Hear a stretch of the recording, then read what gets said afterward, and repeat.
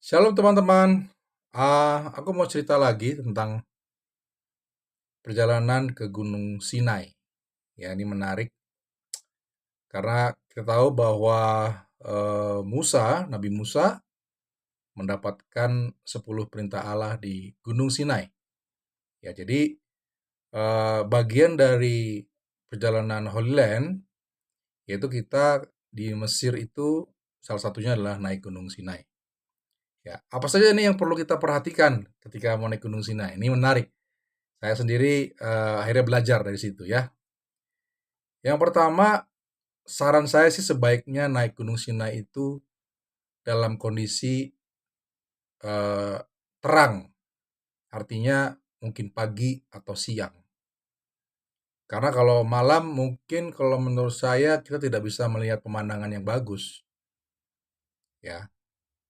Eh, Sebaiknya pagi atau siang kalau bisa memungkinkan ya. Oke, berikutnya adalah pakaian ya. Pakai celana panjang, pakai baju yang mungkin tidak perlu terlalu tebal, terus bawa jaket ya.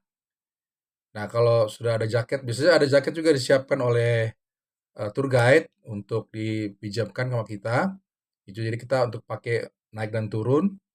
Nanti habis itu kita kasih lagi ke mereka. Jadi kalau udah ada jaket dari mereka, kita tidak perlu bawa jaket lagi. Jadi cukup satu jaket saja. Udaranya dingin, tapi kalau menurut saya tidak terlalu dingin. Paling sekitar 18 sampai 20 derajat ya. Atau mungkin lebih rendah lagi dari situ bisa jadi, tergantung dari musimnya. Nah, eh jadi tidak perlu bawa baju yang terlalu tebal-tebal gitu, nanti susah. Malah kita jadinya terlalu kepanasan gitu ya waktu pas naik atau pas turun. Kemudian kalau saya sih menyarankan untuk menyewa tongkat. Kalau saya tidak salah waktu itu menyewa tongkatnya seharga $2. Ya, kita sewa di gereja di bawah. Sebelum kita naik kita sewa itu dulu $2.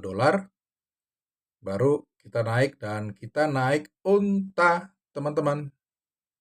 Selama 1,5 jam dari turun dari bis, turun dari kendaraan,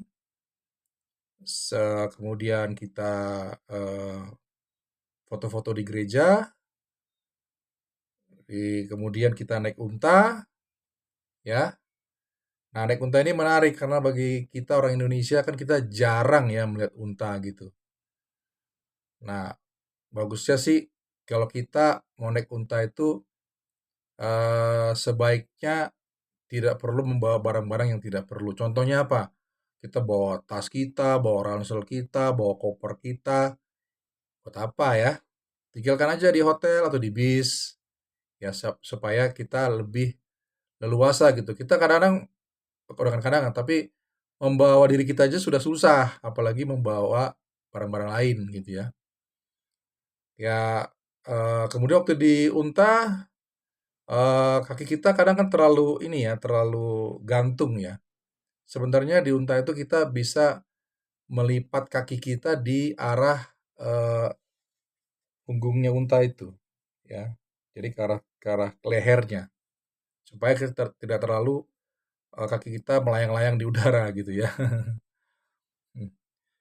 Kak, untuk wanita nih, untuk wanita ya, eh, sebaiknya membawa tisu supaya kalau ke toilet itu ada tisu basah yang bisa digunakan. Lalu kemudian perjalanan naik mungkin kita agak sedikit terengah-engah ya, dan sampai di atas itu kita foto-foto sebentar kemudian turun. Nah, turunnya ini kita tidak terengah-engah lagi, malah kadang dari awalnya keringetan jadi dingin. Ya, jadi dingin. Ini yang perlu kita memang karena tadi perlu jaket itu tadi ya. Kalau naiknya sih ya kita pakai jaket ya pasti akan eh, mungkin tengah jalan akan buka gitu jaketnya karena terlalu panas. Karena tubuh kita bukan panas, bukannya karena udara panas ya, tubuh kita bukan panas. Yang pasti juga wajib lah bawa kamera, wah pemandangannya bagus. Tadi sama saya bilang, kalau berangkat pagi atau siang kita lebih enak. Tapi kalau sudah berangkat malam atau subuh, ah, kalau kameranya kurang bagus atau bawa handphonenya kurang bagus, pemandangannya nggak kelihatan gitu ya. Dan menurut saya juga kalau pagi atau terang itu karena kita bisa melihat pinggir jurang ketika si unta ini naik. Jadi sebenarnya unta-unta itu dia naik itu dia melewati pinggir-pinggir. Ya walaupun ada pembatas, tapi dia di pinggir-pinggir jurang gitu. Di sebelah di antara jurang dengan batasnya itu kita jalan di situ. Nah, ini yang menurut saya kalau kita gelap, wah ini kita nggak tahu apa yang di bawah kita gitu kan.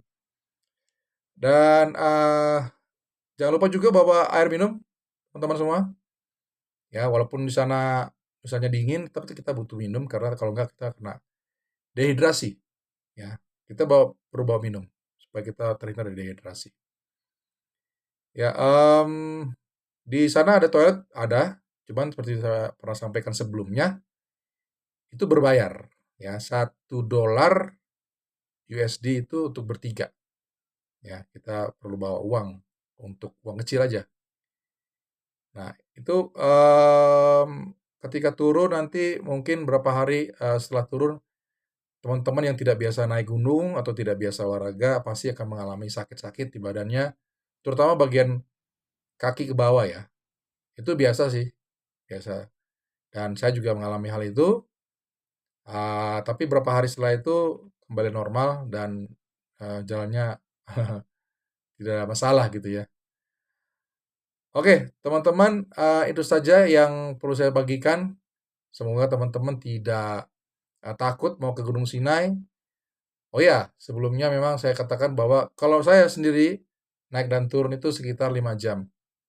Naik dan turun sekitar 5 jam. Karena saya mengalami kaki saya agak sedikit cedera. Jadi saya pelan-pelan naik, pelan-pelan turun.